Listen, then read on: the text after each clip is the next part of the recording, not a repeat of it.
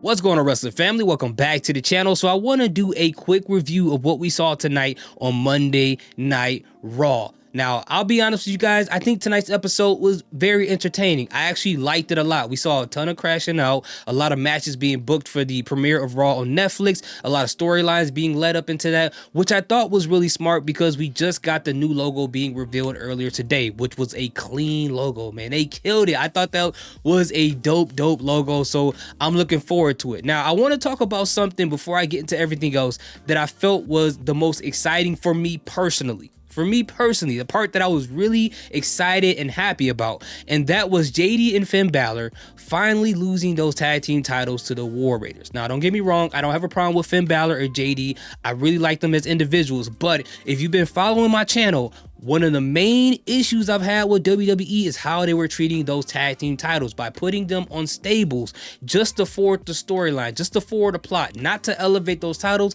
not to elevate the title holders, not to elevate even the tag team division, just for those storylines. So now I am happy that both titles are free at last, that they were released into the tag division so real tag teams can defend those titles against other tag teams and elevate them as well. And it's just ridiculous, right? Because JD and Finn Balor had the titles for almost 200 days. They were like the tag team version of Logan Paul, right? They had it for almost 200 days and only defended it twice. That is ridiculous when you got so many other talented tag teams in the division that needs an opportunity. So I was happy that that happened. I was happy that they gave them a ton of time. And the part that I didn't understand, and this is a small gripe. This is a small gripe. I already have an issue with the fact that Damian Priest was thrown into the match at Saturday Night Main Event because of the fact that since Gunther pinned Finn Balor, and in that match, Finn Balor wasn't the reason that Damian Priest lost. Why was Damian there? It could have just still been Gunther versus Finn Balor for that title, and Damian probably could have interfered, or he could have just lost clean, right? That could have been the reason. And now that Damian Priest did get involved in the tag team match, this could have happened regardless if Damian was involved in that triple threat match or not. But anyway, at the end of the day, I was glad that Damian Priest came in with just a black hoodie or a black jacket as opposed to those dirty, dusty hoodies that they always give everyone who works in WWE that wants a sneak attack. I thought that was a nice little touch, and that will obviously continue their feud, and hopefully we'll get some interesting storylines out of that. And it's going to be very interesting to see Finn Balor's face, because remember before he was like, you know what, when people do things that Finn Balor says, everyone wins, everyone's happy. So how can you say that now when you just lost a title match and then you lost your tag team titles to the Viking Raiders?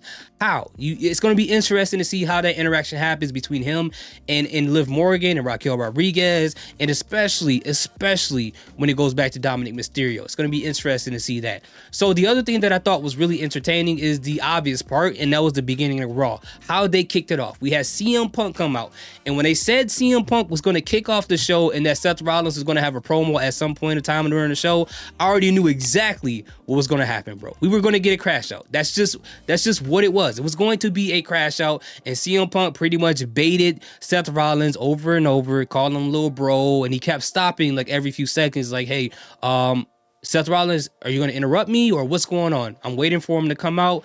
And then Seth Rollins comes out, and he's at the top of where the audience sits at on the stairs.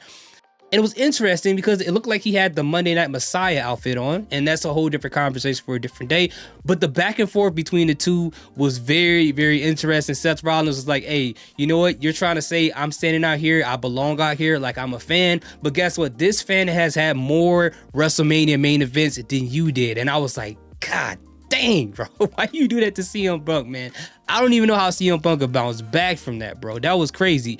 But eventually a brawl ensues between the two. The brawl lasted probably 5, 6, 7 minutes. They kept breaking them up. They kept finding a way back at each other. And I personally think that they got into the brawl early to get each other to go home early so they can watch that Bears and Vikings game, because Seth and CM Punk are Bears fans. So that's neither here nor there. That's my conspiracy theory. But I love the fact that they did that to lead up to their match at January 6th. They didn't announce a stipulation or anything, so it's going to be a one-on-one solid match. So it's going to be very interesting to see what they do with that match. The other part that I thought was pretty interesting was the fact The other part that I thought was really interesting was when Drew McIntyre approached Seth Rollins and said, "Remember the time when I was going back and forth with the bloodline and you told me that I'm, focusing too much on this basically? Look where you are now. You are basically in the same position that I was in before, and you don't like it, do you? How does this feel to you?" And it was kind of interesting because it felt like that Drew McIntyre was trying to recruit Seth Rollins to join his side in his path to try to take down every member that helped Roman Reigns at Survivor Series. Now, Seth Rollins, he put it into all of that and said, "You think we have some type of common, union, some type of common ground, don't you? But we don't. I don't respect you. I respect Jey Uso. I respect Sami Zayn. And those are my friends. Our friendship is forged in respect, and I don't respect you. The jury is still out on all of that when it comes to you." And he said, "I'm going to do something that you couldn't do. I'm going to put it in to CM Punk," and then he walks away. And I'm just like, bro, what is happening tonight? Everybody is cooking everybody tonight. Is this the Food Network, bro? Everybody's getting cooked. It's crazy. So as far as in ring, there's a person I just want to salute to who did a fantastic job tonight, and that is Kayden Carter in that triple threat match against Raquel Rodriguez and Zoe Stark for the IC Women's Championship tournament.